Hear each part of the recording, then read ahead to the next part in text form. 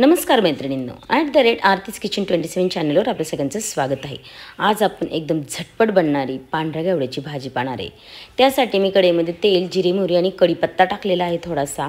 त्याचबरोबर एक मोठा कांदा असा बारीक चौकोनी चिरून घेतलेला आहे। त्याला सुद्धा आपल्याला आता छान गुलाबी रंगावर परतून घ्यायचं आहे।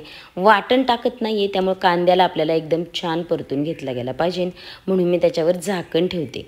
पहा, आता आपला कांदा छान ट्रान्सलुसंट झालेला आहे।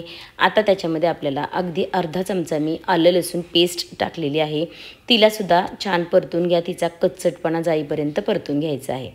आता इथे मी एक मोठा टोमॅटो चिरून घेतलेला आहे। तुम्ही त्याची प्युरी केली तरी चालेल, काहीच हरकत नाही।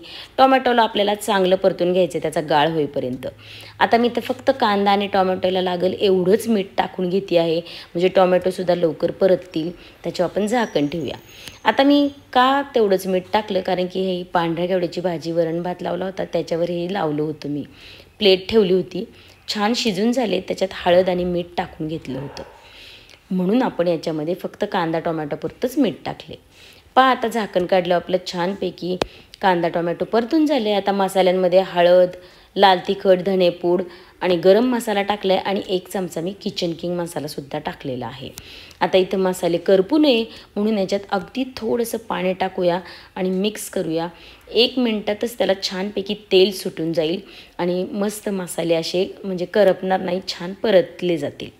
ठीक आहे, आता हे जे आपण दाणे उकडले होते कुकरला ते टाकून घेतले, ते छान वाफरले गेलेले आहेत, म्हणून मी अगदी थोडंसं पाणी टाकते, ते मसाले थोडेसे त्याला छान लागावे म्हणून।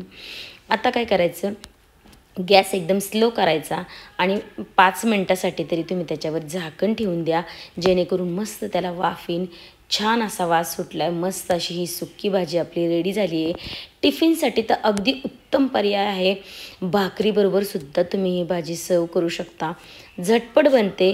नेहमी वरण भात किंवा काही कुकर लावल्यावर वरती असे दाणे छान वाफलून निघतात कमी पाण्यामध्ये, सो हे नक्की ट्राय करा। आणि ही भाजी झटपट बनते, ही सुद्धा नक्की ट्राय करा। आवडली तर लाईक, शेअर, सबस्क्राईब नक्की करा। धन्यवाद।